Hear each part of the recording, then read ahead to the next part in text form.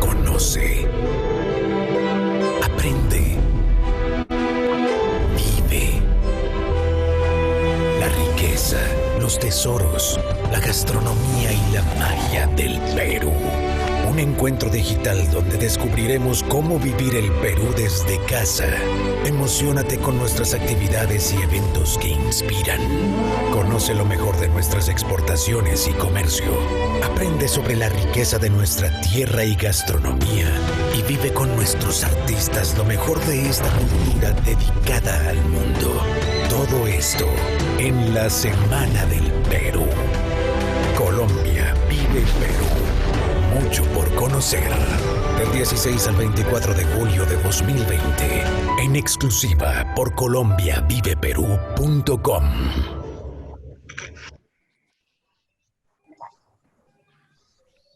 Buenos días a todas y a todos a este evento sobre gastronomía e identidad.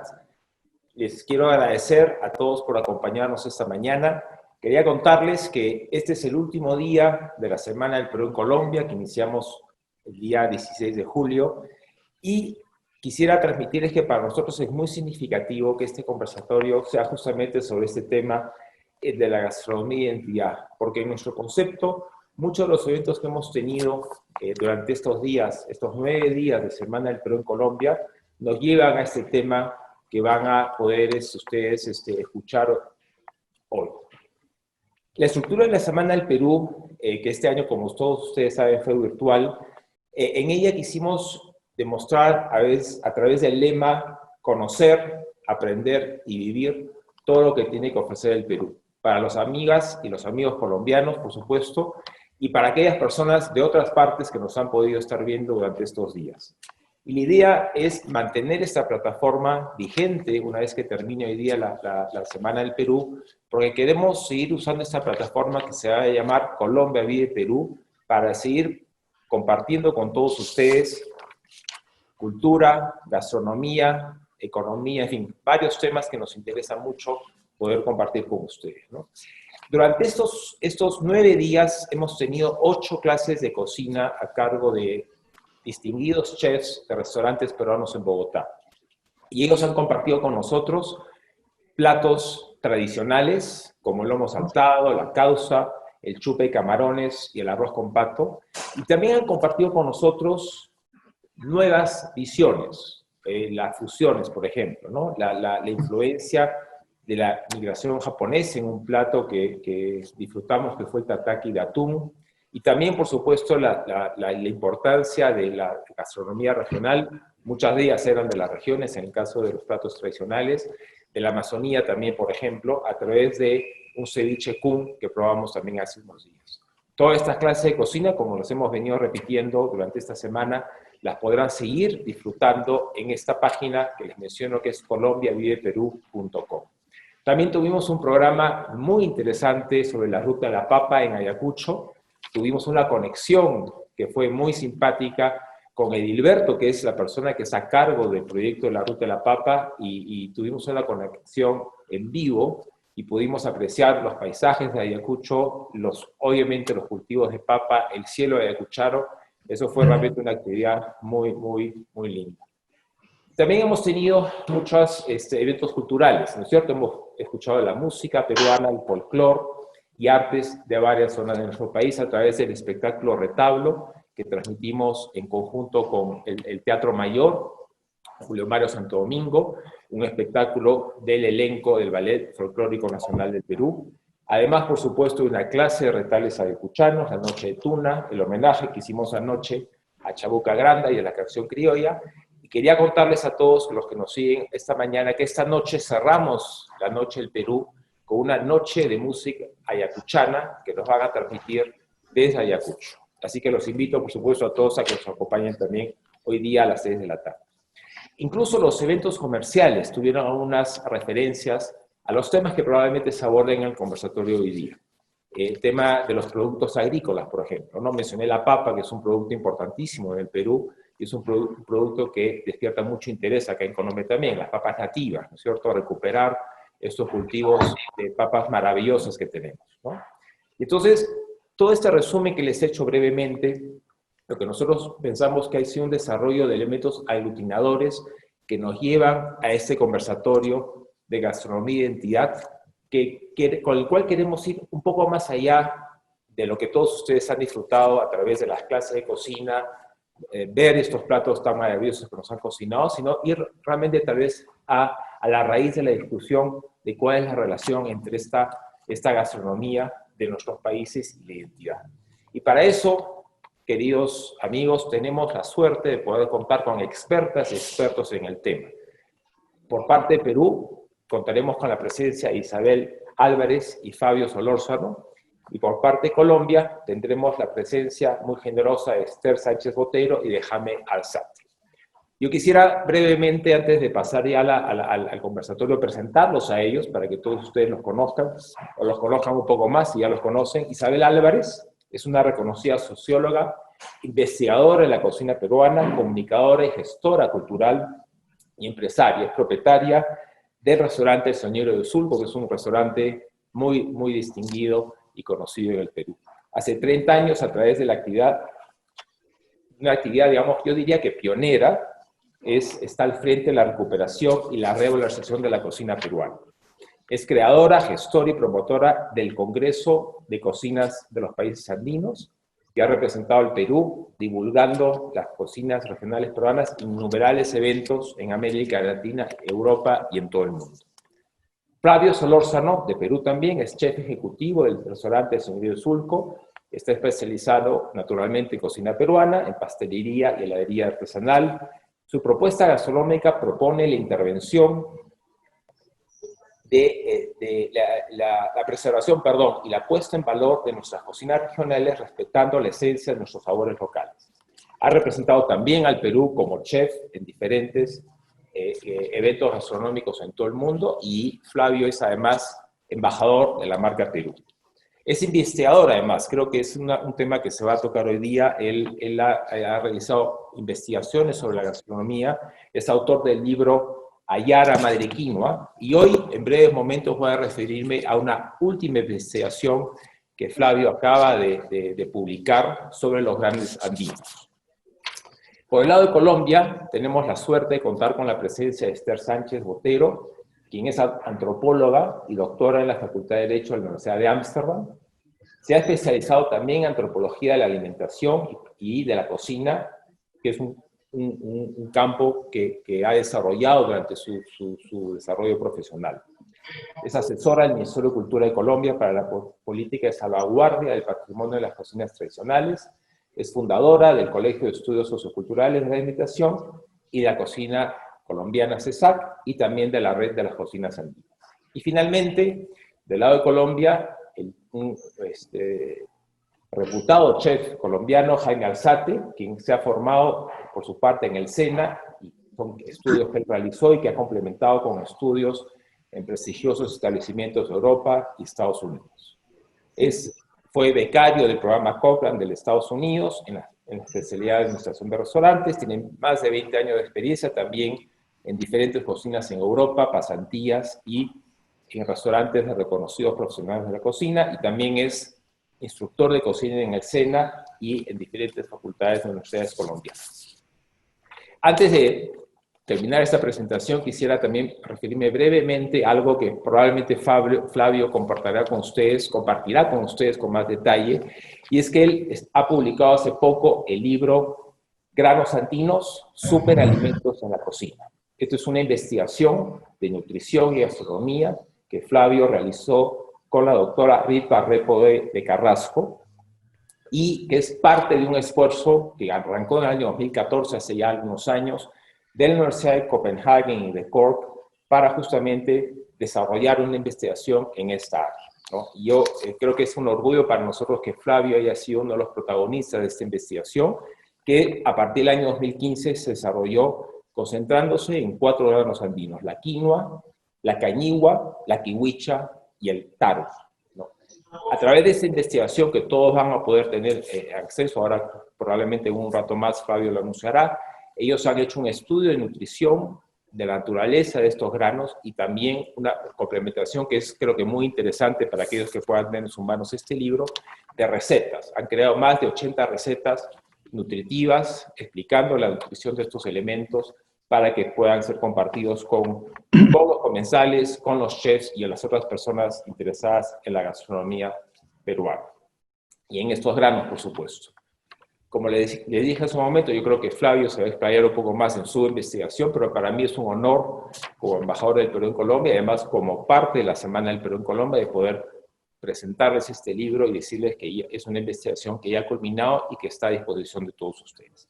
Sin más preámbulo, y al agradecer nuevamente a los expertas y expertos que nos acompañan esta mañana en este conversatorio, quisiera pasarle la batuta de este conversatorio a Rodrigo Boluarte, que es consejero de la Embajada del Perú en Colombia y que va a dirigir esta conversación, que espero sea muy interesante para todos ustedes. Muchísimas gracias. Gracias. Gracias, embajador. Muchas gracias, embajador. Bueno, bienvenidos todos al conversatorio. Flavio se va a conectar en unos minutos, pero vamos empezando para avanzar con este evento, ¿no? Como ha mencionado el embajador, este evento es el cierre de 9 días de gastronomía, cultura y comercio que la Embajada del Perú en Colombia tuvo a bien organizar. Y vemos que al hablar de gastronomía se incorporan elementos que hemos conversado en la semana, la importancia de la cultura como un transmisor de conocimientos tradicionales, y que el tema que nos congrega hoy se traduce en cómo todo este proceso cultural termina aterrizando en esas recetas de antaño que nos hacen acordar a las cocinas de nuestras abuelas, ¿no? Entonces yo quiero empezar preguntando a nuestros panelistas cuál es la relación de la experiencia local, en este caso vamos a empezar con Esther, de la experiencia colombiana, entre el proceso de la creación de identidad de una nación y el rol que juega la gastronomía en este proceso, ¿no? ¿Y qué rol han jugado las cocinas regionales también en influenciar todo este proceso de creación de identidad? Entonces, Esther, te dejo la palabra para empezar el conversatorio. Bueno, muchas gracias al señor embajador que amablemente me llamó personalmente para participar en este evento, a su esposa muy querida también, que nos ha atendido de manera muy especial en algún evento, al consejero Rodrigo Boluarte del Departamento de Asuntos Económicos de la Embajada del Perú en Colombia, a Isabel y a su hijo Flavio, y a Jaime Alzate, el más estudioso y productivo de los colombianos chef, como gran investigador. Me siento muy orgullosa de haber sido escogida y pues deseo realmente aprender mucho de las personas que van a participar en este conversatorio. El tema de la gastronomía con identidad me parece un tema realmente muy interesante, pese a que hemos escuchado quizás en múltiples oportunidades, digamos, hablar de lo mismo, de gastronomía con identidad. Es difícil escoger algo que sea novedoso para no caer en algunas traqueteadas, digamos, conversaciones o producciones sobre el tema. Y en ese sentido, encontré algo que me parece valioso para iniciar la respuesta a esta pregunta que nos hace Rodrigo de manera muy interesante. Un ingeniero barranquillero recientemente, se llama Thierry Weiss, en un periódico de circulación en Colombia, en una columna, nos presenta el llamado efecto Lindy. El efecto Lindy es, por su nombre, copiado de un delicatessen neoyorquino donde se discutió por primera vez el efecto Lindy. El efecto Lindy es utilizado por intelectuales como el ensayista y matemático Nassim Taleb y consiste en afirmar en que la duración a futuro de algo no perecedero, como una idea, una tecnología, un edificio, una institución que ha durado 100 años, dice Taleb, permanecerá probablemente durante 100 años más. Y que algo que ha durado 1000 años probablemente vivirá por 1000 años más. Plagiando sus ideas para hablar de una gastronomía con identidad, Pienso que esta gastronomía con identidad es proporcional a su duración actual, siguiendo la filosofía del efecto Lindy. La que ha durado 100 años es la que conocieron nuestros abuelos, nuestros tatarabuelos, bisabuelos y sus padres, y es probablemente la que vivirá 100 años más. Y entonces nos referimos al guandul en la costa, a las arepas de maíz morado en La Guajira, a las arepas de maíz pelado en Antioquia, al masato bogotano, a la lechona tolimense, al chigüiro, a las brasas en los llanos. Llevan muchos más de 100 años existiendo y seguramente vivirán por 100 años más. Pero la Nochebuena patoja, que se realiza desde 1700 en Popayán, según nos contaba Carlos Humberto Higuera recientemente, seguramente seguirá viviendo por otros años y siglos más. Y el casabe y las chichas que llevan varios siglos produciéndose en el Amazonas, en partes de la costa norte y en múltiples regiones con presencia indígena, seguramente seguirán acostumbrándose por muchos siglos más. Las tendencias de la cocina, parodiando a Weiss, podrían en teoría durar mucho tiempo también, pero es poco probable porque no han pasado el filtro de los siglos. Y yo creo que van a desaparecer porque esas novedades, cocina de autor, cocina fusión, en muchos casos no se han enfrentado a la prueba de la historia que se prueba su perdurabilidad en la que podemos confiar. Estas ideas las encuentro muy positivas para entender la gastronomía con identidad en Colombia. Cada una de las regiones puede ser caracterizada por su cocina heredada de anteriores generaciones, con destacadas recetas y con las improntas propias de sabores bien determinados, texturas bien definidas, colores completamente especificados y modos de preparación que conducen a la elaboración de platos y bebidas como expresión de un patrimonio que se cuida haciendo resistencia contra corrientes, como diría Weiss, que en poco tiempo serán ignoradas. La identidad entonces de estas cocinas regionales en Colombia, a las cuales podríamos hacer referencia durante un largo tiempo, realmente comprenden un conjunto de elementos que es producto diferenciado y diferenciador en los procesos sociales. Permiten contrastar esos productos colectivos que hacen posible analizarlos y describirlos como elementos que las componen. Entonces, ahora que hablábamos con Rodrigo, por ejemplo, veíamos cómo en Colombia, en la zona sur, encontramos una gran influencia de la cultura incaica, de la forma de seleccionar los alimentos y de prepararlos. Y así vamos encontrando una diversidad que obviamente en este tiempo que tenemos para conversar no me permite mostrar las características diferenciales, pero basta pasar unas horas viajando por Colombia para irnos encontrando platos y bebidas emblemáticas que hablan de esa gastronomía con identidad regional.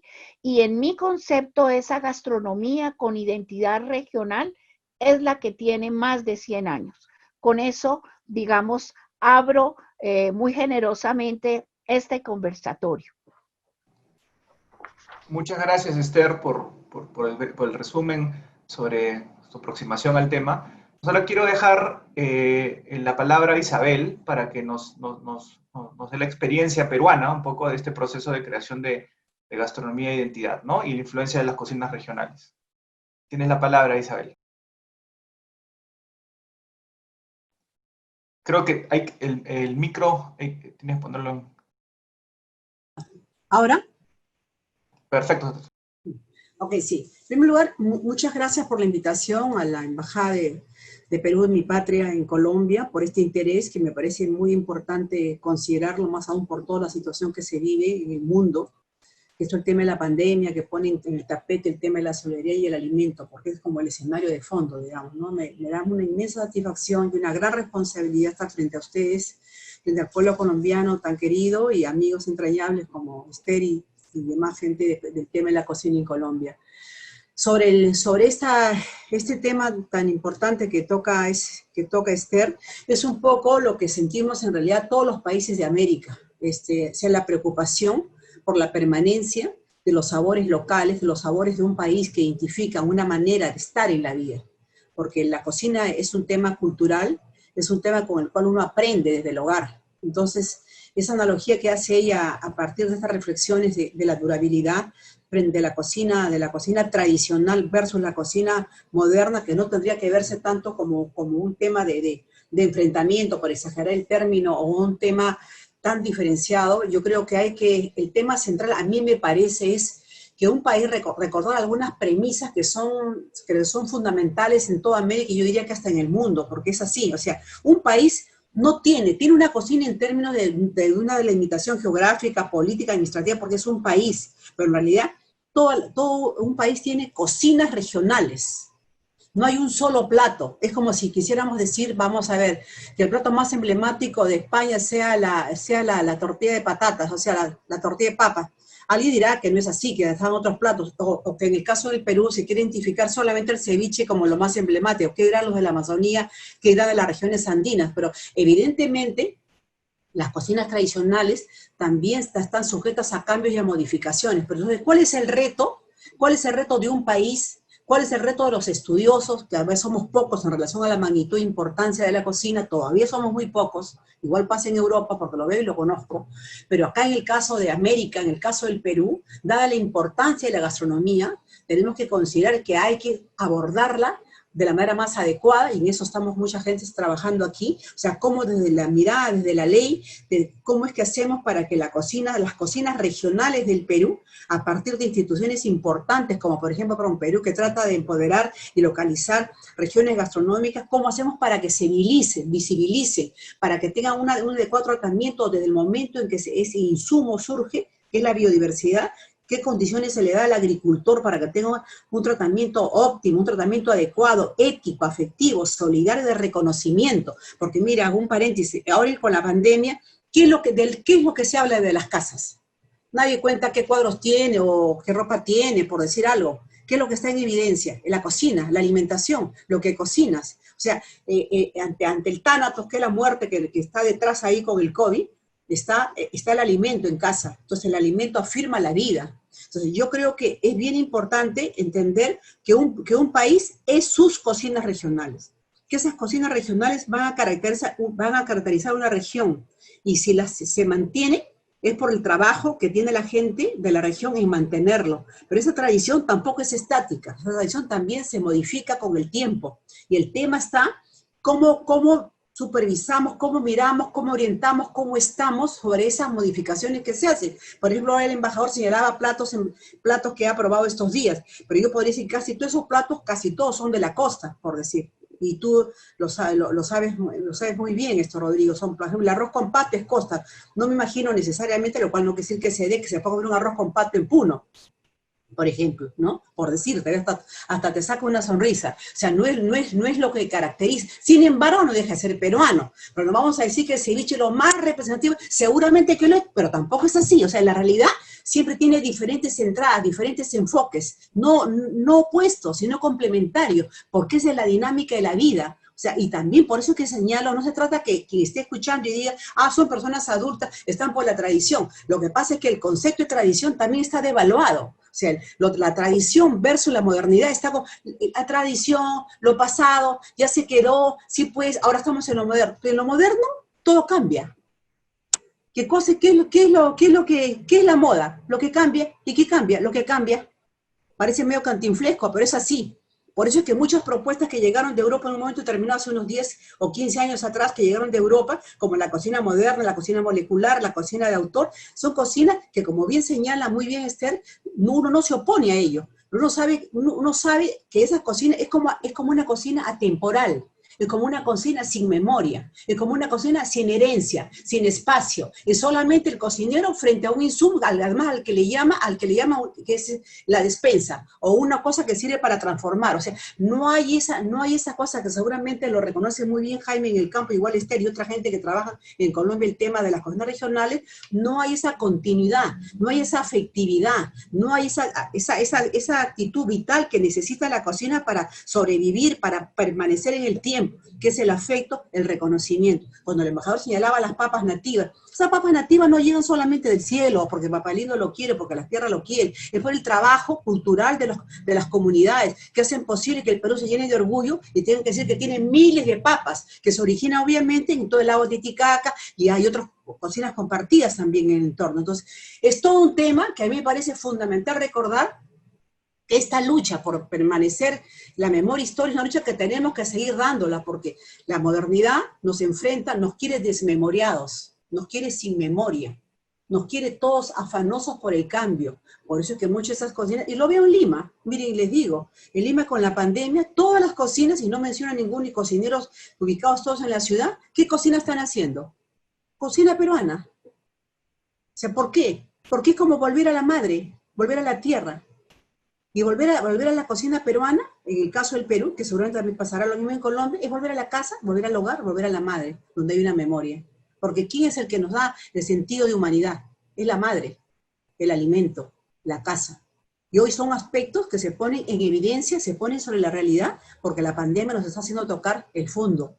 Y entonces yo creo que es importantísimo recordar y reconocer que la cocina es cultura, que la biodiversidad es cultura, que la tradición y la memoria de los países de América deben mantenerse, porque es parte de permanecer un nosotros somos, y que compartimos cocinas, que las fronteras son, al final la frontera, si puede haber una frontera como delimitación geográfica, política, administrativa, los pueblos se comunican. Por eso es que tenemos platos compartidos con Colombia, platos compartidos con Bolivia, con Chile, con Argentina. Pongo un solo ejemplo, la calapulca, que en el Perú es un tremendo guiso, que está en todo el país, en diferentes formas, desde Chincha en la zona sur del Perú, pasando por el norte. E igualmente tenemos carapulca en la zona de Chile, donde es una sopa, en Argentina lo mismo. Entonces, finalmente lo que quisiera enfatizar es, queridos amigos colombianos, y pienso en los demás países, compartimos memoria, compartimos una historia, compartimos, y esto es lo que creo que hay que empoderar y ponerlo de manifiesto, una actitud que yo espero y ruego que siempre esté,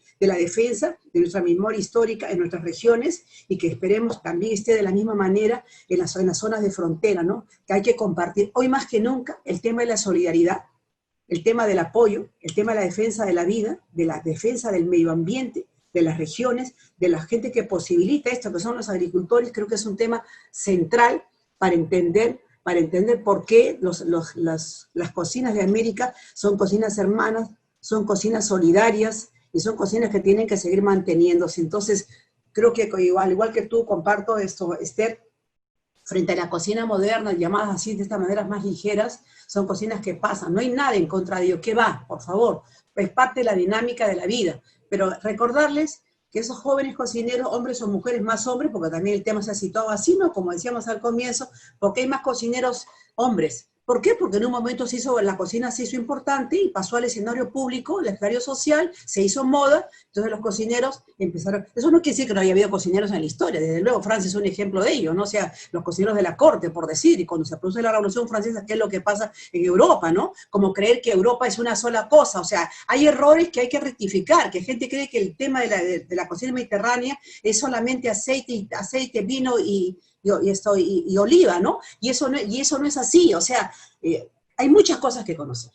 Yo creo que estas dinámicas, estas situaciones que se vivencian, no solamente se dan en el Perú ni en América, sino también en Europa. Con lo cual, Rodrigo, queda, creo así, lo que puedo decir desde la emoción, desde el conocimiento, juntando lo que siempre he aprendido en la vida, juntar, como se llama, mente y emoción, ¿no? O sea, porque creo que la pasión es una manera también de conocer la vida, ¿no?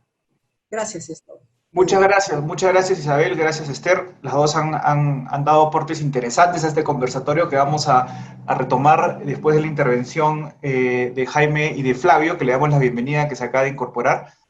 Entonces, yo quería hacer una segunda pregunta, y esta es para Jaime y para Flavio, y vamos a empezar con Jaime, ¿no?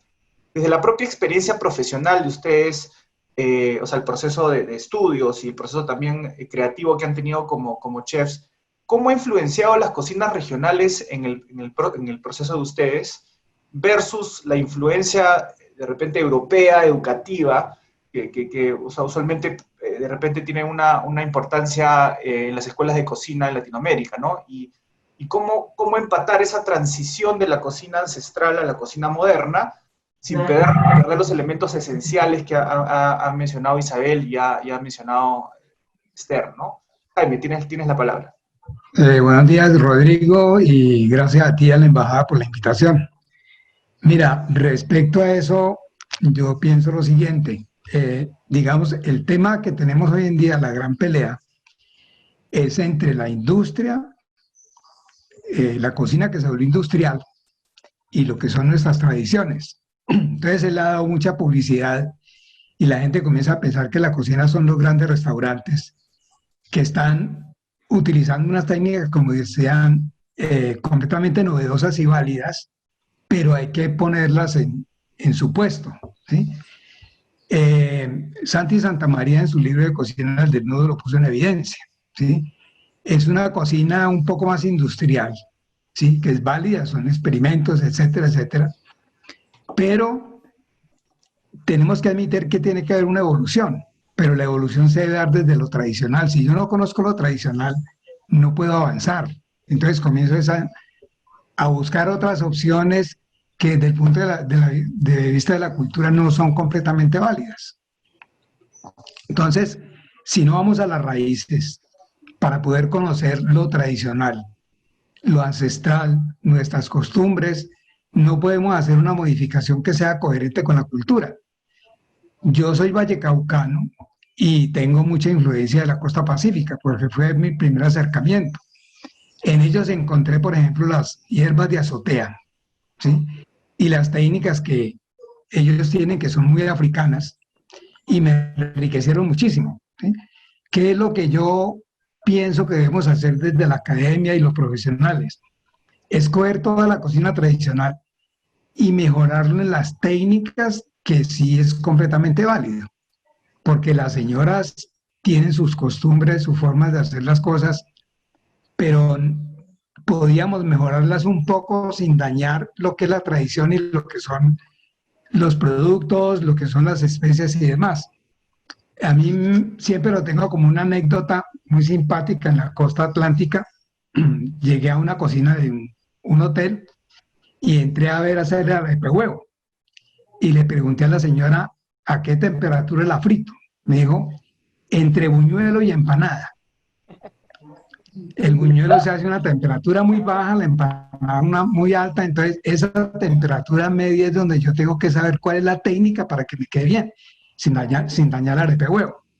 Entonces creo que lo primero que tenemos que hacer, y lo que yo he tratado de hacer, es conocer muy bien lo ancestral, cómo se trabaja, cuáles son los productos y los productos nuevos, porque nosotros tenemos mucho producto en Colombia que no hemos trabajado y hemos despreciado.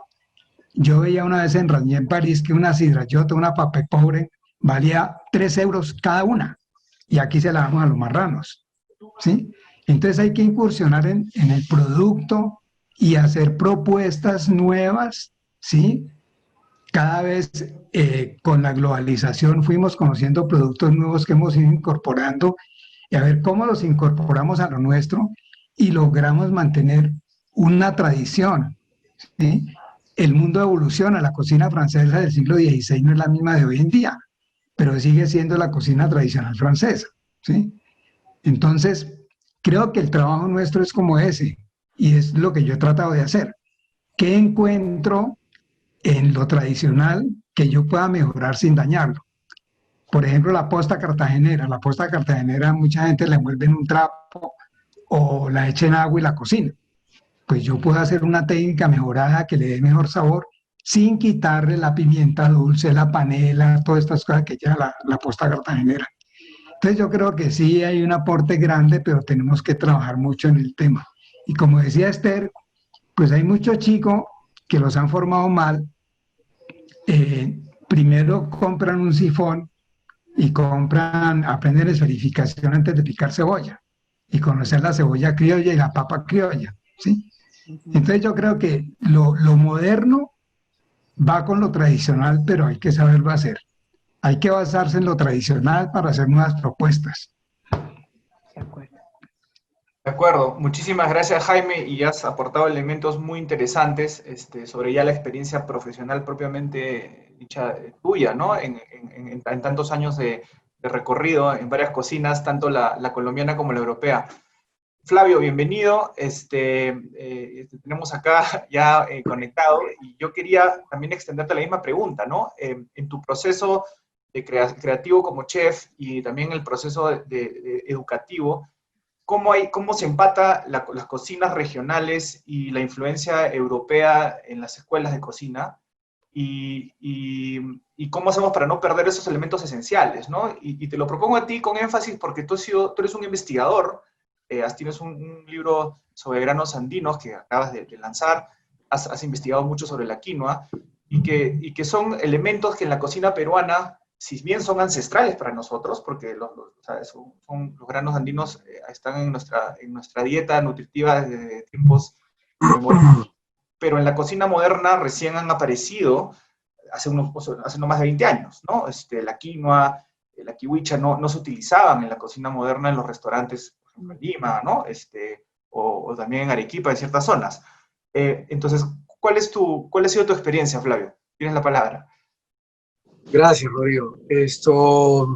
Bien, bueno, saludo a todos los amigos que estamos acá reunidos.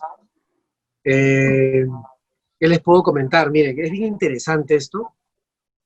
Creo que Jaime me ha hecho crear como un sinónimo a lo que está ocurriendo hoy en día, ¿no? Es como lo que está ocurriendo con los transgénicos, ¿no? Es pensar que darles una solución a los agricultores con unas herramientas que son semillas, super semillas, monstruos, super semillas, vamos a ponerlo así, que son imbatibles y todo, pues digo que son medios monstruos, y versus lo que ellos han desarrollado durante miles de años, ¿no? Y pensar que, bueno, lo que has hecho está bien, pero además escuché justo en un especial, métodos arcaicos, me llaman, ¿no? Entonces, métodos arcaicos no sirven de mucho. Y bueno, aquí tienes esta super semilla que te va a sacar de problemas, ¿no? Y es como no tomar en cuenta todo el trabajo que está ahí, ¿no? Y borrarlo así, pero totalmente, ¿no? Y yo creo que seguro, pues, ¿no? Que capaz en alguna parte de la Tierra del planeta donde no exista nada, capaz sean posibles, ¿no? Estas super semillas, ¿no? Pero aquí está demostradísimo que no hace falta super semillas, sino herramientas económicas para que los agricultores tengan el problema de toda la vida, ¿no? Entonces, eso yo lo llevo mucho a la cocina también. Es como, y algunas cosas también decía Jaime Horas, ¿no? Es como los alumnos que los forman, pues, que ahora la del sifón, la de la esferificación, antes era, pues, todas las técnicas de cocina francesa, que a mí me parece como que los franceses, y lo que voy a decir es algo súper halagador hacia ellos han no solamente ordenado su cocina, y le han puesto nombre a las cosas, y la han tecnificado de alguna manera, sino que también esto lo han compartido con el mundo y han ayudado a mucha gente, a muchas cocinas del mundo, a ordenarse y organizarse de alguna manera. Pero el problema está en ese como suerte de teléfono malogrado, ¿no? En el que los instructores, cocineros, maestros en las escuelas, toman esto como si fuera la única voz o la única técnica en el planeta posible, ¿no? Y que son 14, 15 métodos de cocción, que si Francia lo dijo, no existen más, que si el caldo de pescado tiene que hervir 30 minutos y si te pasas un poco, eso ya no vale. Y de repente los chicos se enfrentan, pues, o se enfrentaban hace muchos años, porque la historia es otra ahora, en realidad yo estoy hablando de cómo era la situación cuando yo empecé hace casi 30 años, y y los chicos de escuelas pues se enfrentaban en las cocinas a las que venían a practicar, como la del señorío, en la que te decían, pues 30 minutos estás loco, hijo, eso no puede ser posible, tienes que hervir 3 horas, y si no hierve 3 horas, prácticamente tomas el sudado que vas a hacer de pescado, vas a ver a agua, no vas a ver a nada. Pero a mí me han enseñado 30 minutos y no se pone fuerte. Bueno, pues tienes que sacarle la sangre, tienes que sacar esta parte, no puede quedar nada, solamente el huevo.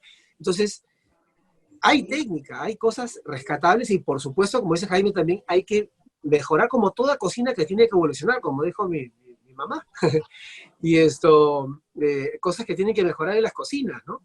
Entonces es algo normal y es también necesario apoyar a cocinas como que han perdido la brújula. Muchos imaginarán que Cusco, con toda la historia que tiene, debe gozar de una gran cocina. Actualmente Cusco se está recuperando, ¿no? Y está dándole un valor así como que es mucho cusqueño y mucho peruano están dándole valor a la cocina cusqueña, simplemente porque es Perú, porque ahí debe haber algo interesante, debe haber algo importante. Pero recién están comenzando a encontrar, ¿no? Pero lo que me gusta es que los últimos ya 15 años, por lo menos, o un poco más, los últimos 20 años, ya existe una corriente como de mirar hacia nosotros, ¿no? De que nos vamos dando cuenta de que no nos vamos a ver mejor, o no nos vamos a ver más auténticos, o no nos vamos a ver más singulares, y no vamos a tener nada que mostrar si es que no atendemos a nuestra propia cocina, ¿no? Entonces, eso yo creo que es un poquito lo que sucede ahora, ¿no? Pero hasta hace algún tiempo se pensaba un poco que lo que aprendías en la escuela, que era, que siempre lo voy a decir, los franceses no tienen la culpa de nada, los franceses han dicho, la cocina para nosotros es así, y punto, ¿no? Nada más como que han sido muy, muy rígidos en lo que ellos conciben como cocinas, obviamente propia de su evolución, porque el francés seguro pensaba que la papa era una sola, ¿no? Aquí hay muchas, ¿no? Entonces, yo creo que más bien en las escuelas hemos debido tomar un poco el ejemplo, ¿no? de organización, ¿no? De trabajo, ¿no? Como lo han hecho en otras partes, y redescubrir y desarrollar, ¿no? Reproducir, desarrollar, innovar sobre la base de lo que ya tenemos y como bien dice el Jaime, sobre una base, sobre una estructura, ¿no? Si la estructura pues tiene algunas partes que mejorar, bueno, se refuerza y se avanza. Y eso no tiene nada de malo, ¿no? Nosotros, como país, y seguro como todos los países, yo creo que entregan algo a la cocina del mundo que las otras cocinas lo hacen suyo y lo van incorporando donde tiene cabida, pero pues no veo un país que se sienta orgulloso de hacer el ceviche peruano, o el ceviche y lo haga como el peruano y diga, es como, no es una cuestión de que es el mío y no es tuyo y no tienes por qué decir que no lo veo así, sino simplemente como que pierdes la identidad, ¿no? Pierdes un poquito el rostro, ¿no? Tu verdadero rostro, ¿no? Entonces, bueno, es un poco lo que sucedía. Actualmente ha cambiado muchísimo eso. El joven peruano, en un inicio, hace más o menos unos 10 años, un poco más, era trabajar lo peruano, pero bajo las técnicas modernas que habían hecho vigentes los españoles, ya no los franceses. Entonces, era jugar un poco a destruir el producto, licuarlo, básicamente, y recomponerlo de alguna manera, ¿no? Entonces, eso que ves cuadrado, bueno, ese cuadrado, pues, es una naranja, ¿no? Sí, porque lo he hecho un gel y no sé qué, no sé cuánto. Ah, mira, ve qué interesante. Entonces, son técnicas interesantes, juguetonas y todo, pero eso no sé, es como, son herramientas, ¿no? Con las que el cocinero se puede divertir, pero no por ello vas a decir que es una cocina, ¿no? Eso a mí me parece bien, no sé si decir grave o no, pero, y yo creo que de alguna manera, es como que se ha perdido un poquito el tiempo fijándonos en cocina efectista en cocina de fondo, ¿no? Y actualmente ya se ha dejado un poquito, de hecho quedan algunas técnicas, quedan algunas influencias, pero yo siento que al menos en Perú ya estamos trabajando sobre una cocina real, ¿no? Sobre potenciar las cocinas regionales, ya no solamente ver pues, las grandes capitales que puede tener Perú, ¿no? Los departamentos donde más dinero hay, sino que todo. Hay un ceviche caliente, por ejemplo, aquí cerca de Lima, que no se conoce en el resto del mundo, ¿no? Que tiene que ver con lo que dijo mi mamá con la carapulcra, ¿no? Imagínate esa relación de guiso de cuy con no sé qué, no sé cuánto, con el ceviche, ¿no? Y un ceviche, una forma de ceviche caliente que es exquisito y que no lo conoce el resto del mundo, ¿no? Y que debería conocerse. Entonces son esas cositas que vamos desempolvando y que por supuesto tenemos que ir desarrollando cada vez más para que se den a conocer. Nada, siento esas ganas de tanto de los jóvenes y no tan jóvenes por explorar y desarrollar su cocina actualmente. Y creo que yo siento que sí vamos por un buen camino, siento que vamos por un buen camino. No creo que estemos estancados, no creo que hayamos retrocedido. Yo sin ver un poco lo que se avisoraba a futuro, sí me sentía descontento con lo que ocurría pues, en la década de los 90s, del 2000 hacia el 2010, era como que, no sé, no entendía hacia dónde íbamos, ¿no? Pero a partir, yo creo que del 2015, más o menos, 2010, 2015, siento que ya todo esto va cambiando, ¿no? Y no solamente acá, yo creo que en toda América, ¿no? Creo, y no porque eso sea peruano y porque se haya dado en Perú, pero creo que también un poco el efecto mistura y lo que Apega hizo en su momento, por mostrar de una forma muy bonita la biodiversidad peruana, la diversidad de sus culturas, la diversidad de sus cocinas, ha contagiado, yo creo que al resto de países, y en muchos otros se están haciendo iguales ferias, que ya en Perú ya no estamos haciendo mistura, y me siento muy triste de que no se esté dando, pero creo que hemos contagiado de alguna manera al resto de Latinoamérica, y cada uno está haciendo sus propias versiones de feria, no solamente para competir, sino simplemente para mostrar lo que tiene, que me parece muy importante tener una vitrina por donde demostrar lo que tienes y lo que vas desarrollando, ¿no? Entonces, nada, Latinoamérica creo que tiene todavía un largo camino por delante, ¿no? Muchas gracias, Flavio. No, y importantes elementos que has dejado en tu presentación. Y yo quería regresar a un tema que se conversó Esther e Isabel y hacerles esta segunda pregunta sobre, o sea, sabemos que en este periodo de COVID todas las familias han estado pues en casa y la cocina tiene ya un punto de congregación, o sea, la cocina en familiar ya funciona como un punto de aglomeración, un punto que nos reúne a todos, ¿no? Y en algún momento mencionaste, Isabel, el tema de la mujer en la cocina, ¿no? Y justo ayer nosotros hemos tenido un conversatorio muy interesante de mujeres del pasado con voces del presente, ¿no?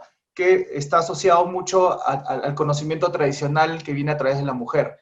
Entonces, el rol de la mujer en la cocina, no como el rol femenino asociado a la labor per se, sino a la mujer como que transmite y construye el gusto y la identidad de la familia, la mujer ancestral. ¿Qué opiniones tienen ustedes ahora en la relación del rol de la mujer en la cocina en la creación de identidad? Esther, te dejo la palabra.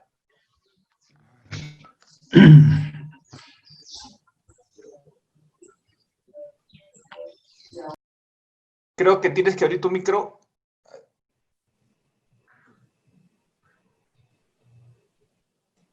El micro está apagado, Esther, creo. A ver. Ya se escucha, perfecto. No, se volvió a apagar. Se volvió a apagar el micro, creo, Esther.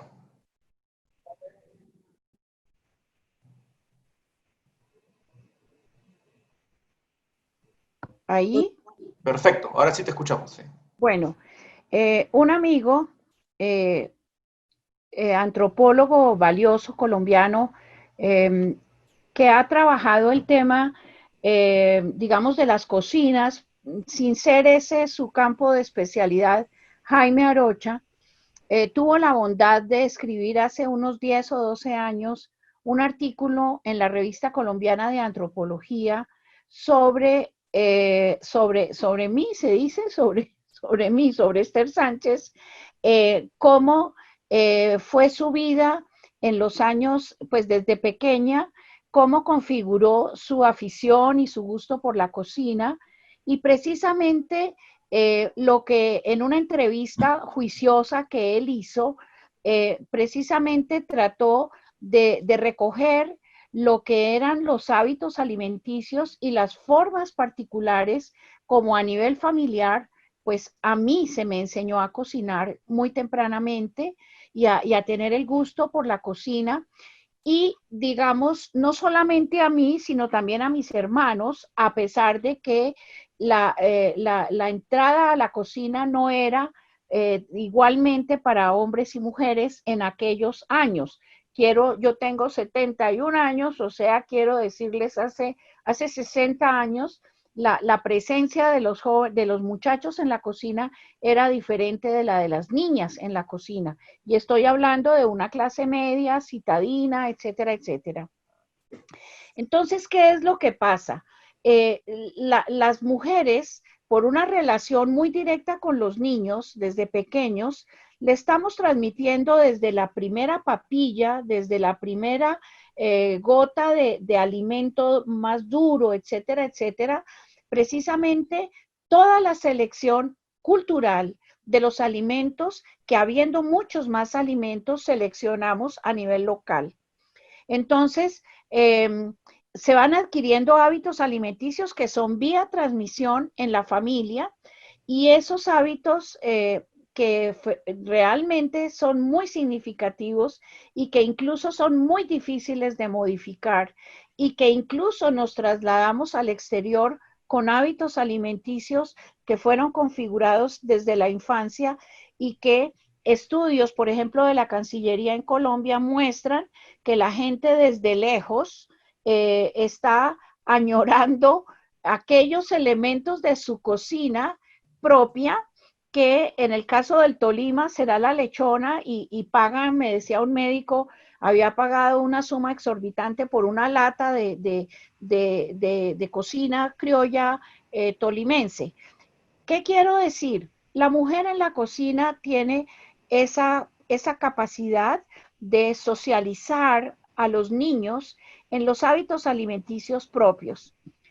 El problema hoy en día es cuando los niños entran a la escuela, porque era muy distinto cuando uno en su casa consumía todos los alimentos. Ahora las escuelas le entregan a los niños unos alimentos, y ahí por vía de racionalidad económica o por vías de abuso en la cantidad de ganancias que se quieren, o por desconocimiento de la cocina, los niños son socializados muchas veces por mujeres que preparan los alimentos, pero de una manera institucional que, digamos, olvida elementos de los que habló Isabel, que me gustó mucho, que son las expresiones en la cocina de una historia, de una continuidad, de una actitud vital, del afecto, del reconocimiento. Entonces, lo importante que hay en estas prácticas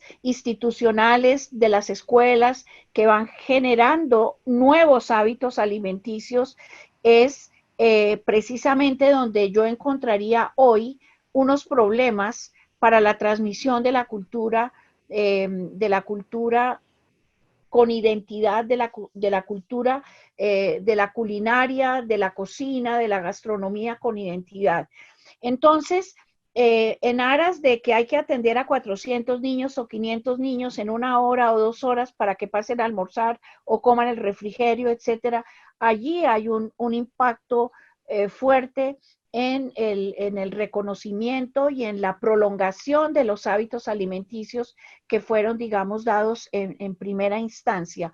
Algunos de esos hábitos permanecen, y yo diría que son hábitos demasiado fuertes y que no se pierden, y que uno no solamente tiene el hábito gustativo para definir que un alimento le trae a la memoria su propia cocina, sino que es también elementos de los que yo hablo siempre, que es el color, el tamaño, la textura de un alimento, que uno hace control para determinar si ese alimento está hecho a la manera, como decíamos al comienzo, como debe ser, o si precisamente se ha estado influido por una cantidad de variables que terminan por una deformación del alimento.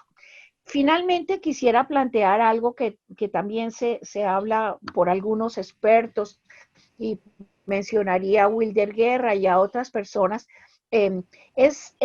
digamos, la cronología del servicio de los alimentos. Entonces, digamos, y la clasificación de los alimentos. Entonces, digamos, uno sabe perfectamente qué va primero en una comida, qué va después, qué va al final, y resulta que con miras a estos cambios de muchas personas que utilizan elementos tradicionales, entonces toman, por decir algo, una chicha, que es una bebida, y la incorporan a un pescado por inventar cualquier cosa, y digamos, si bien esa es una receta creativa y etcétera, etcétera, pretenden mostrar que eso es una cocina con identidad colombiana, cuando es una cocina de autor o una cocina, no sé cómo llamarla, pero de ninguna manera, digamos, representa la identidad. Yo soy de la guardia que defiende que la cocina, con los elementos que nos ha hablado Jaime Alzate, de técnicas que ayudarían a mejorar el producto final y que ayudarían al ser humano, por decir algo, moler una yuca o rallar una yuca. Hay gente amazónica que termina con la clavícula completamente destrozada, cuando realmente podría rallar yuca para hacer casabe, que tiene miles de siglos, o 7 siglos, 6 siglos, con una facilidad a través de un motor con gasolina o qué sé yo, y que pudiera rallar esa yuca. Entonces, pero que termine el producto siendo casabe, y que los expertos en reconocimiento del casabe puedan decir, esto es casabe, y que si lo quieren empacar, industrializar y llevar a los mercados, que se pueda hacer de la mejor manera, pero que el referente cognitivo, el referente cultural que se llama casabe, sea casabe, y no sea una deformación de la receta propia, que como en el caso del casabe ha durado varios siglos. Muchísimas gracias, Esther. Isabel, sobre la misma pregunta, sobre el rol de la mujer en la transmisión del gusto y la creación de identidad en las recetas ancestrales, ¿cuál es tu opinión al respecto? Sí, gracias nuevamente. El tema es complejo y además nos remite, como todo lo que estamos tratando de hacer todo este rato en esta conversación tan rica a todo nivel, nos remite, decía, a la participación, hablaría así de la constitución de las cocinas en el mundo, la constitución, el rol que ha jugado la mujer en esa constitución, en la humanización misma del hombre como ser humano, de cómo ubicarse en la vida. O sea, uno no nace humano, por decir, uno se humaniza. O sea, en ese proceso de humanización tiene un rol importantísimo la madre, desde el pecho materno, luego la casa y el hogar, que es su segunda piel, y ahí donde se configura nuestra humanidad, nuestros valores, nuestro estar, y el hecho del gusto, que es un hecho también cultural, donde la mujer cumple un rol fundamental. Dicho eso, en el caso del rol de la mujer es importantísimo, y me parece muy bien que ustedes se preocupen por este tema, porque es recordar de dónde viene la cocina, ¿no? Lo que en muchos momentos han dicho desde esto, Esther, Jaime y Flavio, que me parece una maravilla, coincide estar con mi hijo al frente en el tema, pero me parece importantísimo destacar el rol de la mujer. Yo creo que que quede muy claro, que no solamente lo digo porque soy mujer, soy hija y soy madre, sino porque de verdad a través de la historia, de lo que uno analiza, de lo que uno mira, uno ve el rol fundamental que ha jugado la mujer en la constitución del gusto, en el rol de la mujer, porque toda esa mirada de evaluación de la mujer, de alguna manera lo trae Europa cuando se puso el proceso de conquista, porque sabemos muy bien el rol que ha jugado la mujer. Es más, hay un libro importante hecho por Marisa Vicencio, con la Universidad San Martín de Porres, aquí le debemos tantos, todos los peruanos que hemos investigado en el tema, ¿no? Hasta los eventos de cocinas andinas se han hecho por la Universidad San Martín de Porres, del cual soy miembro de investigación.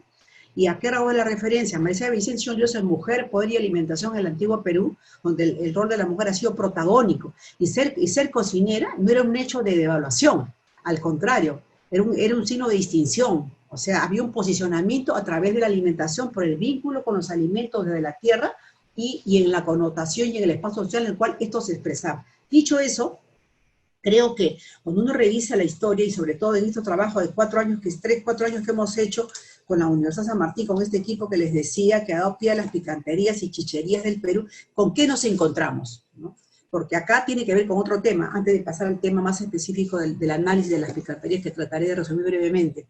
Es el rol de que en estos grupos que surgen de dar un posicionamiento bien merecido que tiene la mujer en la historia, estos grupos nunca revalorizan, yo no siento que se revaloriza como corresponde el rol que ha jugado la mujer en la constitución del gusto en las cocinas regionales del Perú como un producto, como un quehacer social continuo, y que hoy más que nunca se mantiene, y que se mantendrá mucho más ahora por toda la pobreza que nos espera al mundo entero, con no sé cuántos millones de nuevos pobres van a aparecer. ¿A qué lo digo? Porque ahí va a ser protagónico el rol de la mujer, más aún todavía.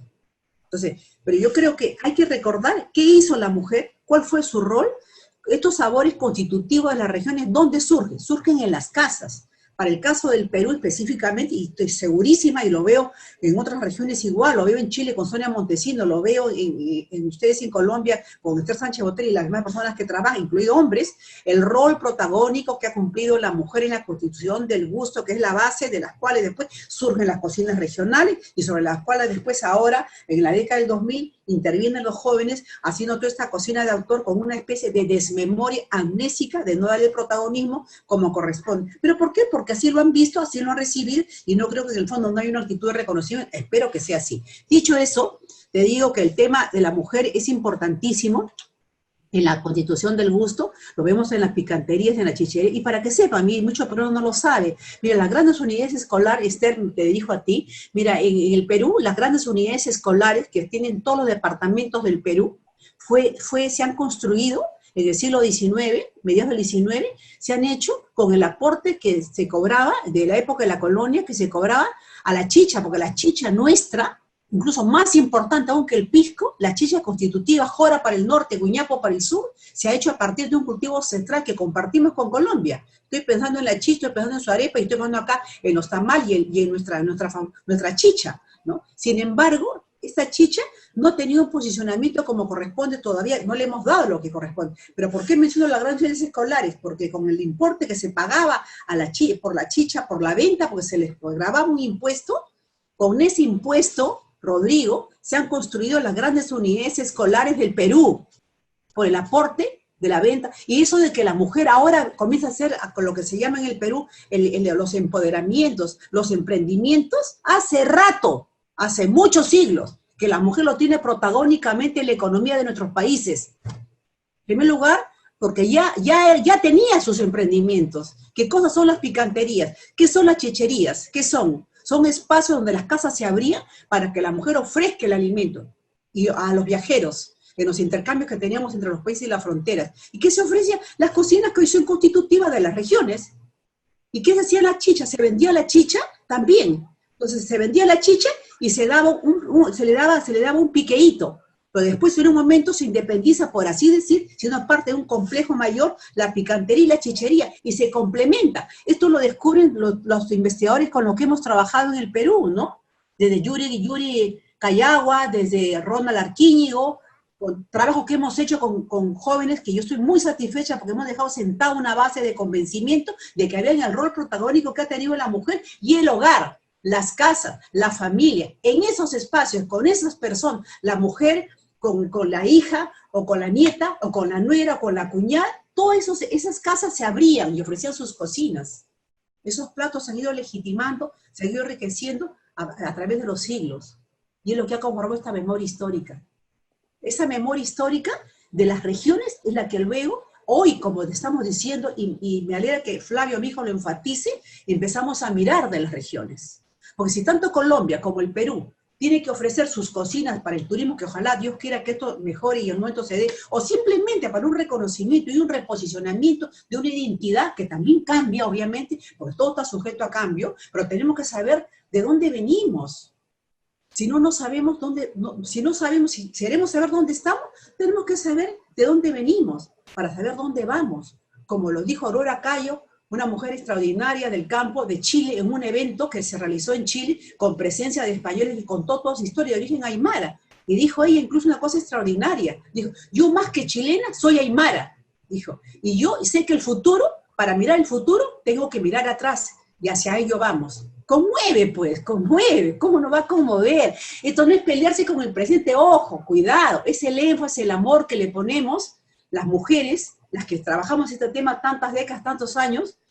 Estás ahí en ese tema al frente, ahí en Colombia. Entonces nos conmovemos, porque si no nos conmovemos de esta realidad, se convierte en un sumo de datos, de acontecimientos narrados. Y lo que hay que hacer es vivenciar, estimular a los jóvenes. Entonces, yo también, tú hablabas de tu madre, y yo pensé también lo mismo en lo mío, ¿no? O sea, aprendí a querer amar la cocina por mi madre. Y brevísimo, nomás quiero leerles una cosita chiquita, el libro que saqué, Las manos de mi madre, que se va a volver a reeditar.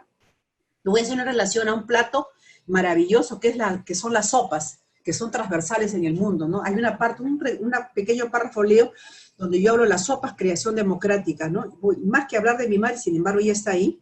Acá digo, ¿no? La sopa es paradigmática en el imaginario popular, porque de generación en generación hemos crecido sintiendo con certeza, aprendiendo y valorando de nuestra madre, que nos tonifica y nos alimenta. Los peruanos estamos unidos umbilicalmente a nuestra madre por la sopa, desde el primer año de nuestra desdentada existencia, etapa donde se estructura y se fija la basalidad de nuestra vinculación de afecto con el alimento. Su calidez y textura, definitivamente, nos remiten a la memoria del líquido amniótico que nutrió nuestra vida en el vientre materno. La sopa es también leche materna. Genial, genial. Muy bello. No, excelente, Isabel. Escribí este libro que espero Dios quiera que se pueda reeditar. Tengo mucha gente ahí que mira, ve con cariño, te lo digo, está Álvaro Garzón en esta cosa que ya se fue, Esther, ya se nos abandonó, ya no está, y hay unas frases de él. ¿Y qué les puedo decir? Las mujeres constitutivas, los jóvenes, que no se olviden, las mujeres jóvenes igual, las mujeres fundacionales en los gustos de nuestras culturas, toditas, las mujeres, aparte el pecho, todo lo demás lo creado la mujer, que sigan los jóvenes, muy bien, jóvenes, mujeres, hombres, bien, pero sin memoria no somos nada, somos amnésicos, mejor nos quedamos de proseguir sin memoria. Gracias. Muchas gracias, Isabel y Esther. Y mire, yo me quiero quedar para la segunda pregunta con lo último que has mencionado, Isabel, de las sopas y los caldos, ¿no? Esas sopas humeantes que nos regresan, como tú dices, a la cocina de la mamá, a la cocina de la abuela. Justamente ayer terminamos, en nuestro último día de clases de cocina, terminamos y lo queríamos cerrar así, con un chupe de camarones, que lo hizo un reconocido chef Acaldo Vargas, y que nos regresa a la región de Arequipa, ¿no? Pero igual acá en Colombia, y ahí te quiero pasar la pregunta para ti, Jaime, tenemos el caldo de costilla, que se consume mucho en todo el área de Santander. Entonces, ¿por qué los caldos están asociados a la calidez, a esta expresión convocante, ¿no? Y yo, antes de pasarte la palabra, quería ponerte un ejemplo, ¿no? En Estados Unidos, cuando hubo toda esta crisis producto del huracán Katrina en todo el área de New Orleans, como un caso de estudio, se ve como los pocos peruanos que están afectados ahí, inmediatamente se pudieron asociar y conglomerar y hacer una olla común, y lo primero que hicieron fue un caldo para comer, ¿no? Entonces, esta noción del caldo y la sopa nos congrega, ¿no? Nos asocia, y de tu experiencia, Jaime, en la cocina, ¿qué nos puedes decir al respecto? Mira, yo lo que creo es que se ha perdido un poco la ritualidad de la mesa. Tuve la fortuna de no tener televisor, entonces la mesa era el punto de encuentro de la familia. Y la sopa, no sé por qué, extrañamente, sobre todo en las noches, convocaba muchísimo. Entonces, yo creo que transmite una calidez especial, ¿sí? Quizá por lo que decía Isabel, porque están las manos de la mujer puesta ahí. La sopa ha sido, sobre todo en Colombia, no sé en otros países, pero nuestro país es un país de sopas, ¿sí? Es el producto, digamos, más generalizado que hay desde norte a sur, de oriente a occidente. Entonces convoca muchísimo y produce calidez. Yo creo que ese es, por lo menos en el caso nuestro de Colombia, no sé si Esther está de acuerdo, ha sido muy importante en la vida familiar, ¿sí? En las celebraciones y en la vida cotidiana, ¿sí? Aquí, por ejemplo, el sancocho, las sopas en general son parte de la comida cotidiana y son parte de las celebraciones. El sancocho de gallina es una celebración, ¿sí? El mute en Santander también. De hecho, estas sopas especiales solo se hacen en días especiales. En Santander, por ejemplo, el mute santanderiano solamente se prepara el domingo, como un evento especial para la familia. Entonces, creo que es esa fuerza que tiene, esa particularidad, que además de producir placer, convoca y se arma un ritual alrededor de ella. Yo creo que es la importancia que tenemos. Y en las zonas, fíjense que en el Valle del Cauca, los extranjeros lo ven muy extraño, se come sancocho al mediodía a 35 grados. ¿Sí? Y en la costa Caribe también, sancocho de pescado al mediodía. Cuando uno diría que debe ser de Boyacá o de Nariño, de las tierras frías, pero no, es un producto que es muy, muy importante en la cocina colombiana. Muchas gracias, Jaime. Flavio, sobre los caldos y las sopas, ¿qué experiencia tienes tú en la cocina y sobre el tema? Creo que tienes que prender el audio, Flavio. Ya, ahora sí. A ver. Sí, yo pienso, mira, personalmente siento como que a veces me siento a veces un bicho raro como que en ciertos grupos, porque cosas como los guisos, los interiores, que se usan mucho para las sopas acá en Perú, y las sopas en sí, a mí me fascinan, pero no siento que sea mucha la gente que, digamos, que al menos en mi entorno, las prefieran, ¿no? Se les ha creado falsos mitos como que, no sé, pues, las sopas no alimentan, ¿no? Es agua, dicen, ¿no? Es agua con sabor, ¿no? Pero yo creo que igual se está haciendo un trabajo importante. Vamos a hablar un poquito más de la actualidad. Hay ahora una cadena de restaurantes que vende solamente sopa. Bueno, su estandarte, digamos, son las sopas, y tiene el nombre de sopas inclusive en su nombre, su título. Y están regresando algunas sopas en invierno, ¿no? Porque también un poco como que en este afán de recuperar la cocina tradicional, bueno, lo que encuentras son muchas sopas acá en Lima al menos, ¿no? Y en provincias también.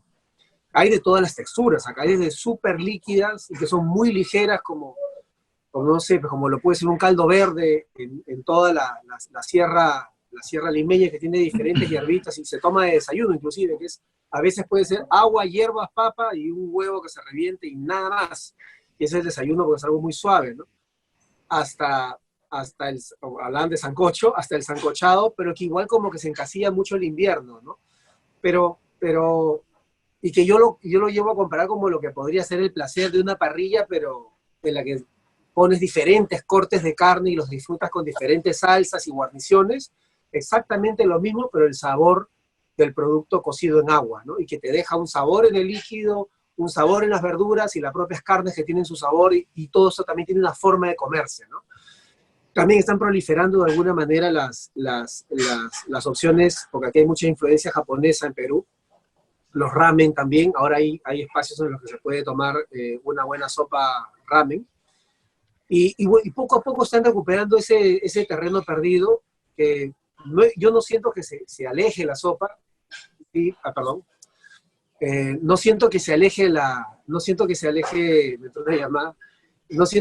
la sopa, pero sí siento que más bien se está recuperando, lento o rápido más o menos, pero sí se va recuperando el consumo en diferentes expresiones, ¿no? Entonces, y en lo personal, bueno, a mí me fascinan, creo que, y coincido con eso, no necesariamente una sopa la concibo solamente para el invierno. No hay nada más rico de tomar una sopa bien caliente en verano, sientes esa transpiración inmediata que te provoca las primeras cucharadas, pero de ahí, justamente con ese sudor que tienes, te refrescas de alguna manera y terminas, y terminas disfrutándolas mucho, ¿no? Y bueno, aquí en Perú hay mucha tradición de ello, y inclusive hay gente que toma sopa todos los días, nunca dejan de tomar una sopa, ¿no? Pero que es como que está muy atomizado, ¿no? Alguna que otra persona. Y en algunas zonas sí es muy tradicional, básicamente en las zonas de sierra y de selva. Pero yo creo que aquí en la costa y sobre todo en Lima, eso se ha perdido de alguna manera también por la proliferación de la comida rápida, ¿no? Y es como que la sopa hace mucho tiempo bajó como que a un segundo plano, y se ha dado pie pues a, bueno, mucha comida. Deben de saber ustedes que Lima se come muy bien, pero también se come bastante comida rápida, y estamos en los rankings mundiales, no solamente porque se come buen ceviche, sino porque hay mucha comida chatarra per cápita en esta ciudad. Esas cosas como esas han hecho que se pierda un poco el consumo de estas nobles sopas, ¿no? Pero poco a poco restaurantes y emprendimientos nuevos van recuperando el consumo de esa. A mí me encanta que todos los días de la semana tengas una opción diferente, ¿no? Que elegir, ¿no? Y que una de esas elecciones pueda ser de repente un lugarcito pequeño donde te puedas tomar un buen caldo, ¿no? Bueno, eso es un poquito mi experiencia. Muchas gracias, Flavio. No, y muy interesante todo este aporte. Yo creo que realmente el tema de gastronomía, identidad y todo lo que hemos venido conversando da para horas de charla, pero yo quería ya cerrar con una pregunta para todos los panelistas, y la empezamos por Esther, y con algo que Flavio terminó en su presentación hablando sobre, de repente pues ahora el tema de las comidas rápidas, que hay una influencia importante en los últimos 30 años de repente de Estados Unidos. Ha habido este tema de este debate entre si comer rico y sano es posible, ¿no? O sea, que no, hay mucha gente que ve el tema como una contradicción.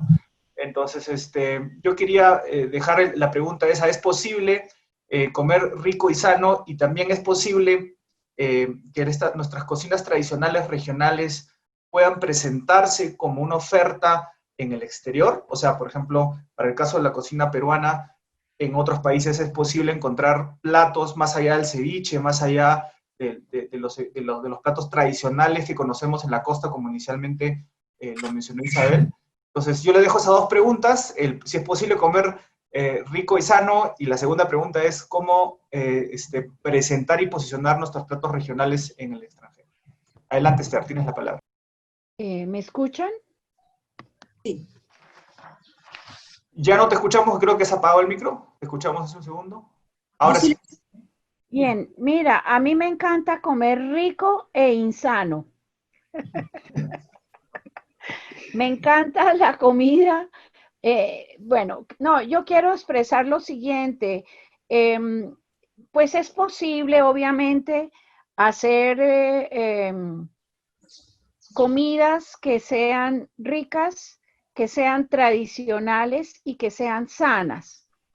Yo comparto la idea de Julián Estrada de que esta comida de la abundancia, en primer lugar, lo decía en un libro que publiqué sobre patrimonio gastronómico de los países del Convenio Andrés Bello. Por un lado, nuestras cocinas son cocinas de la abundancia, muy distinto de la cocina europea, precisamente, que es la cocina de la guerra y de la poca cantidad, por las condiciones históricas. Nuestra cocina es de la abundancia. Sin embargo, esta abundancia que, por ejemplo, se expresa en la bandeja paisa, de acuerdo a la tesis de Julián Estrada, pues esta es una invención que se convirtió en tradición, pero en ninguna casa familiar se podían comer frijoles, chicharrones, carne molida, plátano, hogao, arepa, etc. Entonces, la tesis de Julián es que cuando llega la cocina en barras para el mostrador en los sitios, digamos, de oferta para empleados, para obreros, etcétera, pues la gente ponía un mostrador con frijoles, arroz, papas, bueno, de todo, y la gente se servía cantidades y se configuró un plato como la bandeja paisa, que además es un plato muy característico que llegó a ser tradicional y que, digamos, ha colonizado en todo Colombia esta bandeja. Bueno, muchas personas en Colombia estuvo un inglés que le dio mucha importancia a la cocina colombiana y planteaba que era posible un chorizo sin grasa, un chicharrón sin grasa, en fin. Yo considero que estas comidas que tienen importante, digamos, que no son sanas en términos de la visión de la salud de lo sano, son comidas que no se consumen a diario en Colombia. Esa es en una reunión especial, familiar, digamos, se hace un alarde de todas estas cantidades de cuestiones, pero en general, a pesar de que las estadísticas muestran que en Colombia la obesidad es importante, significativa, y que representa una pandemia importante de controlar y que particularmente a los niños, comidas industrializadas les hacen, gracias al azúcar y al exceso de sal, son negativas. Hemos sido muy críticos de una institución en Colombia que es la que hace control a los alimentos.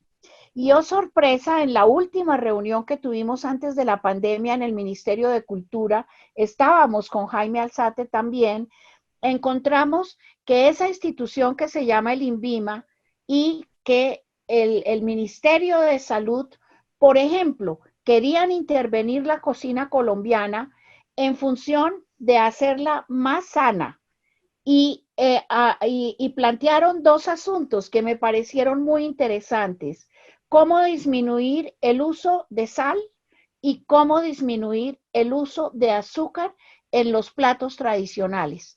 Entonces, digamos que hay una preocupación y yo creo que empiezan a haber alternativas, no para eliminar aquellos platos que pueden ser ricos en grasa o qué sé yo, o en azúcar, sino cómo transformarlos ligeramente en la medida de lo posible o comerlos no tan habitualmente. Bueno, le dejo a mis compañeros y amigos la palabra. Muchas gracias. Gracias, Esther. Adelante, Isabel. Un poco en esa línea, lo mismo, de repente para abundar. En primer lugar, tú haces la pregunta, ¿puedes volver a repetir para a partir de ahí hacer la respuesta? Si es posible, decías. Sí, no, la pregunta era si es posible comer rico y sano, ¿no? Versus un poco la influencia que tenemos que las comidas rápidas y que a veces muchas de las comidas regionales están muy cargadas de carbohidratos, ¿no? Entonces, la pregunta yo por ahí, si es posible realmente mantener las tradiciones, comer rico y sano. Y la segunda pregunta era cómo poder posicionar las comidas regionales en mercados internacionales, o sea, una oferta gastronómica de una carta. Ojalá que pueda tratar de expresar lo fundamental. En primer lugar, a ver, vamos a ver, también hay cosas como que están subrepticiamente escondidas, ¿no? En primer lugar, porque cuando se habla de las cocinas tradicionales, por ejemplo, se dice cómo se hace para mejorarlas, porque está muy cargada de grasa, mucho carbohidrato. Yo siento que eso en la base vale, porque también hay un agregado ahí. Es un poco como devaluarlas, como pobrecitas, hay que mejorarlas, no son así. En fin, hay todo eso. Justamente ayer tuve una entrevista con un canal, en fin, y yo aclaraba esto, ¿no? Entonces, yo creo que sí. En primer lugar, sí hay que considerarlo. En primer lugar, vamos a ver, yo creo que el tema es que cuando se ha presentado, que ha tenido tanto posicionamiento, como decía Flavio, de la comida rápida en el Perú, es porque finalmente cuando son empresas, presentan esa cocina con muy ligado al placer. Y cuando se habla de la salud es ponerse serio y aburridos. Y esa dicotomía hay que resolverla. Porque en el Perú, como imagino también, igual que en Colombia, no imagino, sino que es realidad, hay insumos de la biodiversidad en las regiones que no han ingresado como corresponde al protagonismo de las cocinas visibles, de las cocinas exitosas, de las cocinas que tienen presencia en redes, que las mismas instituciones de las empoderan. Lo que acaba de hacer justamente Flavio. Ha hecho un libro de varios años en el cual da recetas con la señora con la que he trabajado, con la científica, donde se ponen los insumos de las regiones en cocina, sino qué cosa, y ahí respondo al último punto que señalas, estos superalimentos. ¿Quién está comprando increíbles cantidades de, ¿cómo se llama?, de productos quino, kiwicha, cañigua? Europa. Pues son productos sanos, ¿no? No se parecerá a un chicharrón o no se parecerá a una bandeja paisa, donde yo eso que señala Esther lo escuché el propio Julián más en un evento que hicimos, no me acuerdo en qué país, donde él señaló este tema. Pero yo creo, a ver si se me está entendiendo, de que sí es posible, creo yo, intervenir incluso en las cocinas tradicionales, también con todos los recatos, consideraciones, respeto, de saber hasta dónde intervienes algo para que no abandone su esencia, porque ahí hay un ADN del gusto, que es lo que hemos heredado y reproducimos, que sí se pueden aligerar, de hecho, se pueden hacer un poco más ligeras, tal vez, igual como también como señala Esther, para hacer una especie de compartir solidariamente los conceptos. Creo que sí es posible hacerlo, pero también hay que tener como cuidado. Pero sí creo, y esto es bien importante, Jaime, Flavio, es el gran reto que tenemos las cocinas de América respecto al uso de los insumos, de cómo mejor utilizarlo. Yo diría desde la yuca, desde los insumos más tradicionales, las mismas papas. ¿Qué tanto la papa en el Perú acompaña? Es central. Pero ¿qué más platos nuevos hemos hecho donde la papa sea tan protagónica? Estamos más pensando en la pasta, por ejemplo. Pero inclusive ahora hasta se hace pasta de quinoa, por ejemplo, para el consumo. Entonces, es decir, yo creo que el gran reto es resolver este tema, esta dicotomía entre si se come rico, pero es como licencioso, como pecador, ligado al pecado, ¿no? Y si se come sano, ay, qué aburrido, ay, qué pesado. Incluso hasta las mismas mujeres cuando hacen dieta, me acuerdo hace algunos años, arranco mi dieta, ay, qué pesado, tengo que hacer dieta. O sea, como que hacer dieta era pelearse con el placer. Y eso no es así, porque comer rico y sabroso también se puede comer sano, pero tiene que ser una actitud emocional, intelectual, de pensar que los grandes recursos que el Perú tiene, la biodiversidad tiene, y que no los comemos, ni los ofrecemos, ni los conocemos como corresponde. Entonces yo creo que, resuelto eso, si es posible comer rico, sano, abundante, relativizando, pensando siempre que hay que explorar, y este es el gran reto transversal a los países de América, lo veo en todos los demás, es cómo intervenimos desde las cocinas regionales, con todo el respeto que éstas merecen, cómo intervenimos los insumos que están en estado latente, esperándonos para intervenir y hacer nuevos platos, pero bajo la mirada de las mismas regiones, de los cocineros de las regiones, recreando platos tradicionales, pero también, como lo ha hecho Flavio en Granos Andinos, otros platos divinos, riquísimos, y de eso se trata. Creo que es un tema de adopción, de una opción cultural, de afecto, de amor, de continuidad a nuestra tierra. Ahí están los insumos que nos miran y dicen, ¿en qué momento me tomas? O sea, ¿qué cosas es de mí? Ahí están los insumos, que no se han hecho como corresponde, por ejemplo. Y bueno, y entonces acabamos también con eso quiero decir, se acaba también de publicar en la Universidad San Martín, con él, es un investigador, se han hecho 3 tomos en la San Martín sobre los productos nativos del Perú y todo el potencial nutritivo que estos tienen. O sea que hay cosas que se están trabajando afortunadamente, esperemos que esto continúe, porque hay que ligar la investigación científica, la investigación en las cocinas y la puesta en valor en los escenarios de las casas, los hogares y todo, ¿no? Eso podría decir. Muchas gracias, Isabel. Como siempre, muy clara con los temas. Jaime, tienes la palabra. Pues estamos como de acuerdo todos. Yo lo que digo es que sí es posible. Realmente la comida buena es la comida que sabe bien. Entonces el tema de manejar el sabor. Yo creo que el problema real nuestro es el equilibrio que hay en las comidas que hacemos, ¿sí? El caso de Colombia, pues estamos excedidos de fritos y de harinas. Yo puedo comer una dosis de harina de cocina tradicional, pero que sea menor. Digamos, es más educación de la gente en el tema de lo que es la nutrición. Pero yo creo sí que un pescado que se hace aquí tradicionalmente, pues es muy bueno, los sabores muy buenos, pero si yo lo acompaño de 250 gramos de papa china, es donde comienza a afectar la salud. El problema es más bien de cuestiones en las personas normales de carbohidratos, yo creo que se pueden controlar, ¿sí? Para mí es una cuestión más de educación. Yo creo que se pueden respetar los sabores, es un tema de saber manejar el producto, mejorar las técnicas para producir una comida sabrosa.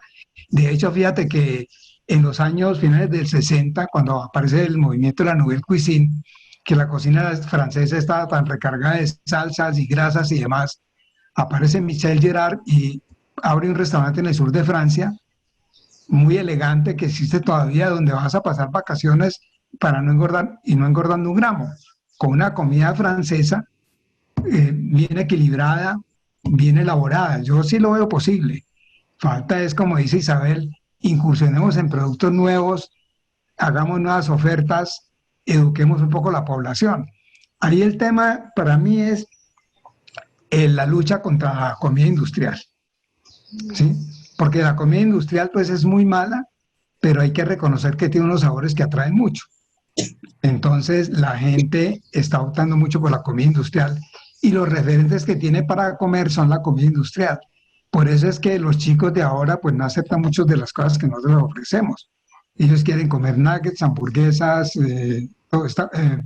pollo Kentucky, etcétera, etcétera, y rechazan el pollito asado nuestro y rechazan lo que nosotros hacemos tradicionalmente. Entonces, más bien es nosotros estamos en la universidad en una campaña. Yo hago una conferencia iniciando el semestre para los primerizos que les llamamos lonchera saludable, en los cuales les mostramos las posibilidades que ellos tienen de comer bien diariamente sin recurrir a las cafeterías que tenemos ahí de productos industriales. Y quitándoles el imaginario de que lo natural y lo tradicional es malo, ¿no? Es muy sabroso, es bueno.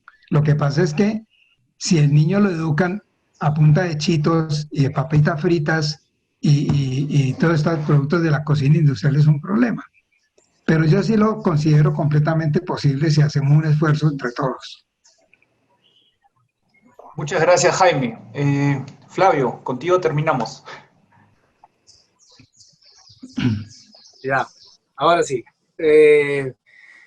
Bueno, yo siempre he creído que este tema, porque lo hemos tocado siempre, además había un lema que Apega había acuñado y se difundía mucho en Mistura: coma rico, coma sano, coma peruano.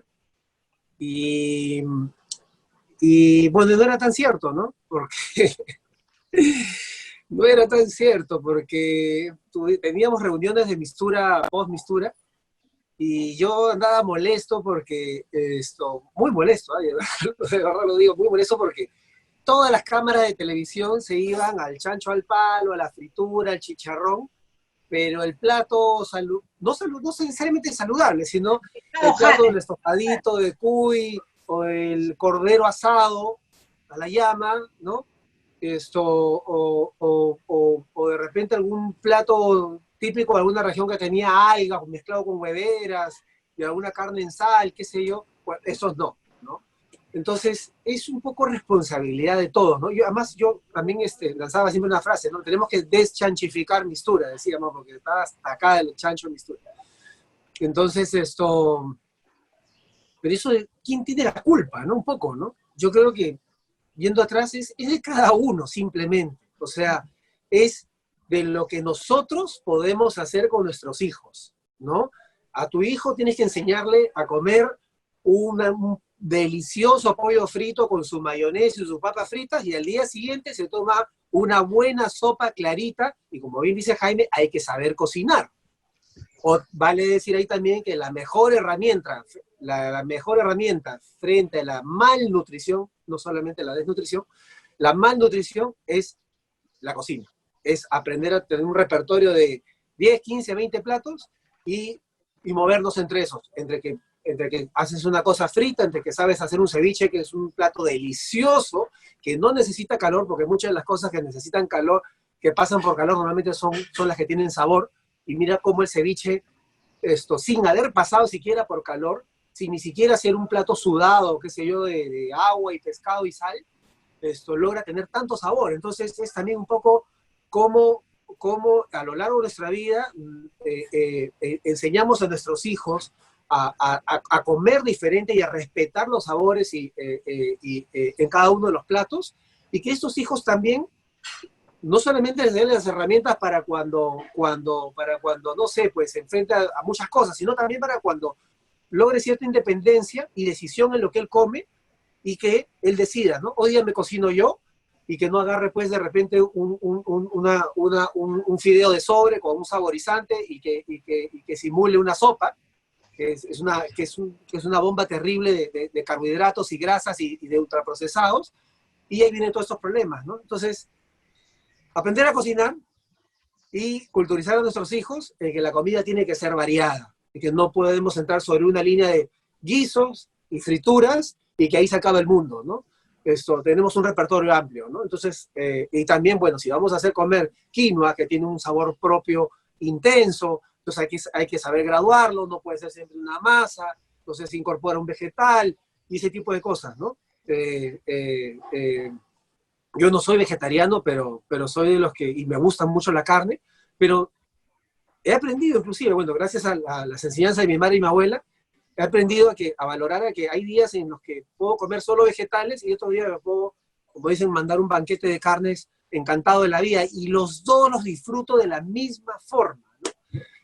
Eso es, así es que, nada, el compromiso con los nuestros y con aprender a cocinar, que tienen la mejor herramienta para alimentarse bien. Eso es.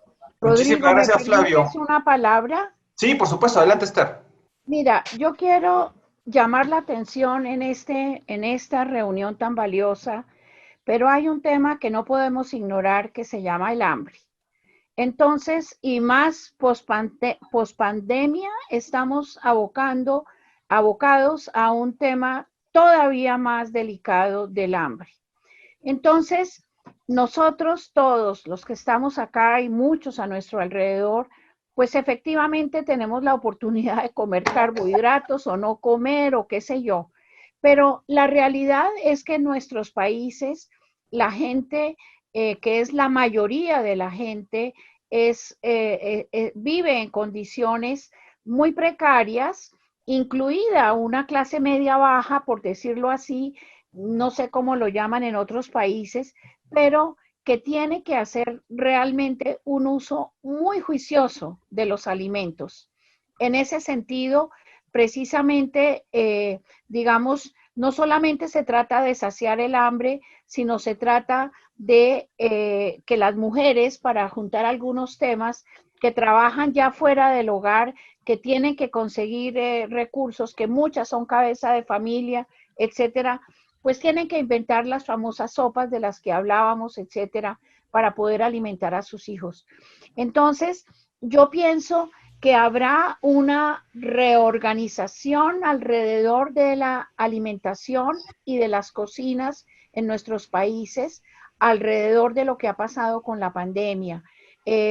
También a nivel de la valoración que tú planteabas internacional de lo que significa nuestras cocinas. La mayor parte de la gente que viene a nuestros países y que uno tiene oportunidad de conversar, les gusta nuestra comida, les parece rica, es comida para compartir, es comida abundante, es comida presentada en contextos, digamos, muy integrales, donde, como ustedes lo han hecho en esta semana del Perú, aparece la artesanía, aparece el folclore, aparece la música, aparecen mil cosas. De manera que, pues quisiera simplemente expresar mi agradecimiento y decir que tenemos algo valiosísimo y que cuidar. Es un tesoro muy grande que tenemos que cuidar, y por eso nuestros ministerios de cultura, muchas empresas, muchas asociaciones pequeñas, modestas, como es nuestro Colegio de Estudios Socioculturales, CESAC, tenemos que seguir en esta tarea de contribuir con investigación, con propuestas cotidianas, etcétera, para hacer de nuestras cocinas todavía un elemento de cultura emblemático. Muchísimas gracias, Esther. Y antes de darle paso al embajador para hacer las palabras de despedida, como es viernes y es mediodía, y lo que nos convoca ahorita a todos es la cocina, yo quería preguntarles a cada uno rápidamente, empezando por Isabel, ¿cuál es tu plato favorito, Isabel?